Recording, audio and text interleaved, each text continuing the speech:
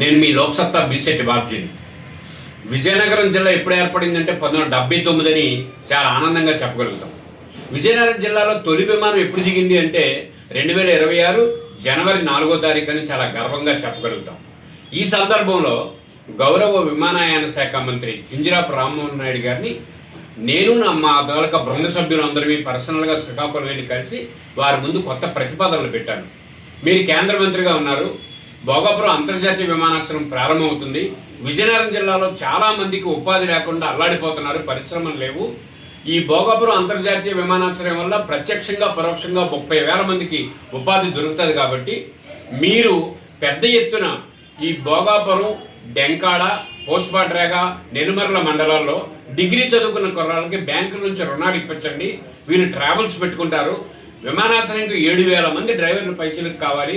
అలాగే skill development సెంటర్లు ఏర్పాటు చేయండి అని చెప్పి కోరాం. అంతేకాకుండా గౌరవ మంత్రి ముందు ఒక ప్రతిపాదన పెట్టాను.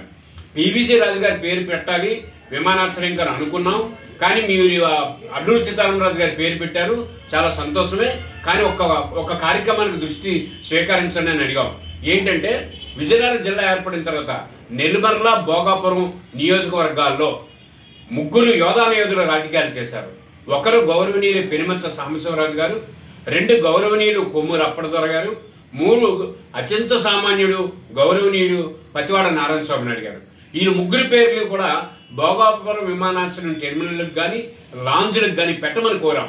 ఎందుకంటే నేటి తరానికి వాళ్ళు చేసిన సేవలు తెలియాలి. ఈరోజు యువతకు చాలామందికి తెలియదు, కానీ రాజకీయాలను శాసించారు. వీళ్ళు 3 రాజకీయాల్లో నిజాయితీ తత్వాన్ని తీసుకొచ్చారు. రాజకీయాల్లో ఎంతోమందికి మార్గం చూపించినటువంటి గొప్ప వ్యక్తులు. వాళ్ళ ఈరోజు సమాజానికి తెలియాలంటే వాళ్ళ పేరు పెట్టమని గౌరవ కేంద్ర మంత్రికి చెప్పడం జరిగింది. అంతేకాకుండా విజయనగరం జిల్లా యువతకి ఉపాధి కల్పించడానికి తగిన చర్యలు తీసుకోవాలని చెప్పి కేంద్ర మంత్రిని కూడా ఇప్పటికే జిల్లాలో ఉన్న ఎమ్మెల్యేలకి అలాగే మంత్రులకు కూడా లేఖలు రాశాను. నేను చెప్పింది వాస్తవం అనుకుంటే, అందరికీ ఈ విషయాలు తెలియాలనుకుంటే దయచేసి ఈ వీడియోని మీ ఫ్రెండ్స్ అందరికీ షేర్ చేయాలని లోక్సత్తా రాష్ట్ర అధ్యక్షుడిగా నేను కోరుకుంటున్నాను.